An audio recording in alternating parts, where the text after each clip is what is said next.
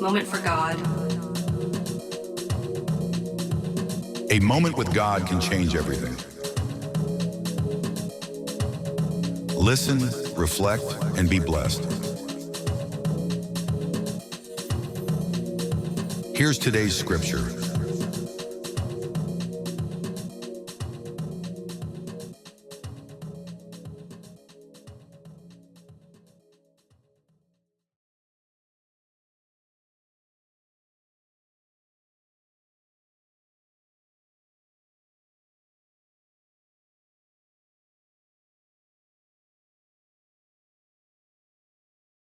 All right, welcome in everybody to another deep dive. This time, we're taking on something a little different. A super focused look at just one verse. Mark 14.21, we got the text pulled up here, and we want to see just how much we can unpack from these few lines. Yeah, exactly. I mean, we're not just looking at a surface reading here. We're really trying to get to the heart of how divine planning interacts with human choice and how much weight those choices actually carry. So the big question for you listening is, what deep truths can we uncover about God's plan, about our own responsibility, the serious nature of the decisions we make, and the nature of faith itself, all from just this single verse? Yeah, I love it. Okay, so let's just jump right into it. That first part, the Son of Man will go just as it is written about him. Mm-hmm. Right off the bat, you get this sense of like a predetermined script. Absolutely. Like a preordained plan. Yeah, the phrase "as it is written," it directly connects these events to prophecies from the Old Testament centuries earlier. And it specifically, touches on those difficult events surrounding Jesus's betrayal. Right. So it's like, yeah, these major plot points, they were already known. Not just, the good stuff, but the tough stuff too. Exactly. It's not so much a rigid, like, minute-by-minute timeline, you know? Think of it more as an overarching purpose. It's kind of unfolding throughout history. So even when things look chaotic or like they're falling apart, there's still this larger trajectory at play. And for you listening, it might make you think about how even your own struggles, the things you're going through, those could fit into a much bigger, maybe even unseen picture. Right. This idea of a greater narrative, like it's all part of a story that's bigger than just our little piece of it.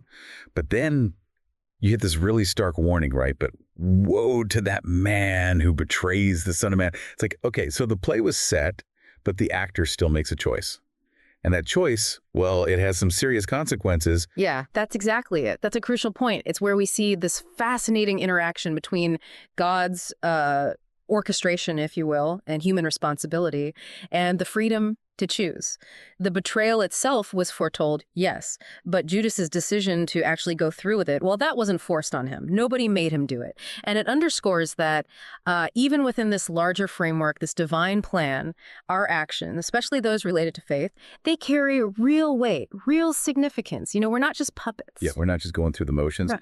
And the weight of that decision, it really gets hammered home with the next part. Yeah. It would be better for him if he had not been born. Mm-hmm. That's about as serious as it gets, right? No kidding, yeah. And this is where it points to consequences that go far beyond just, the immediate situation. It's talking about eternal implications. Like the consequences of rejecting this core truth, of betraying a foundational belief. It raises the question for you. How seriously do you consider your own commitments, your own beliefs? And what might the impact be if you turned away from them? Yeah, it's a pretty sobering thought. And it's interesting. Throughout all of this, Jesus is fully aware of what's coming, and yet he still chooses to proceed. Like right in the beginning there, the Son of Man will go. That's powerful. There's this really strong sense of deliberate obedience there. Yeah, there is. Jesus knew what was coming. He knew the immense suffering that awaited him, and yet he willingly submitted to it. And that really highlights his profound dedication to a purpose that was way bigger than himself. You could say it's the ultimate example of aligning your own will, your personal desires, with your deepest convictions, even when it demands, huge personal cost. It might make you think, where in your own life are you being called to make tough choices? Choices that maybe go against what's easy or comfortable, but are in line with what you believe is right. That's a great question. And there's another point in this verse that always kind of throws me off. Judas was an insider.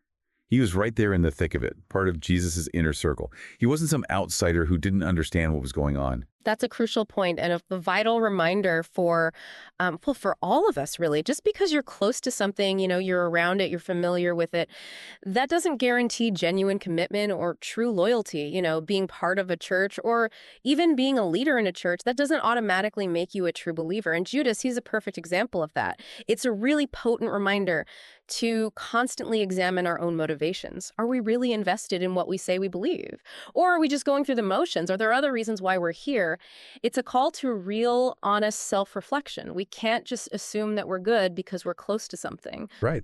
And it's turned out to be surprisingly dense. Like there's so much packed into it. You see this unfolding plan, this design that's in motion.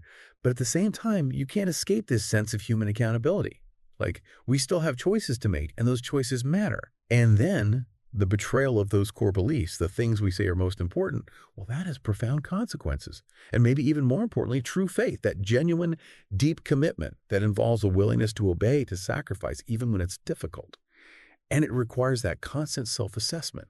We've got to be checking our hearts and our motivations, making sure we're in it for the right reasons. That's a great summary. I mean, it really all boils down to this fascinating interaction between a larger design, a plan that's bigger than ourselves, and our own individual choices, and how those two things work together.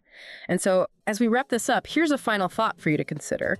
How does understanding this dynamic, how does it change how you view your own life?